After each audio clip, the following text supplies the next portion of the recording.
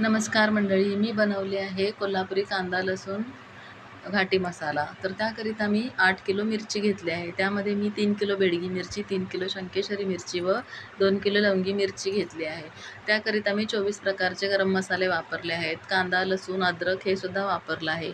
तुम्ही कोणत्याही दुकानात मिरची घेणार असेल तिथे दुकानदार सर्व किती घ्यावं लागेल ते सर्व साहित्याची लिस्ट देतो. तर त्याप्रमाणे आपण काय कमी जास्त असेल ते करायचे आणि मसाले घ्यायचे. तर ही अशा प्रकारे चटणी डंगावरून कुटून आणल्यानंतर एका प्लास्टिकच्या पेपरवर पसरवून ठेवायची व थंड झाल्यानंतर सर्व गुठळ्या फोडून घ्यायच्या आणि नंतरच बरणीमध्ये भरायची. जर तशीच चटणी आपण भरली तर त्याच्यामध्ये आळी किंवा टोके किडेसुद्धा होऊ शकतात. म्हणून ही अशा प्रकारे थंड झाल्यानंतर व्यवस्थित बरणीमध्ये पॅकबंद बरणीमध्ये चटणी भरून ठेवायची. हा आपला झाला 1 वर्षभरकरिता साठवणीचा घाटी मसाला. तर तुम्ही कशा प्रकारे बनवता कमेंट करून नक्की सांगा.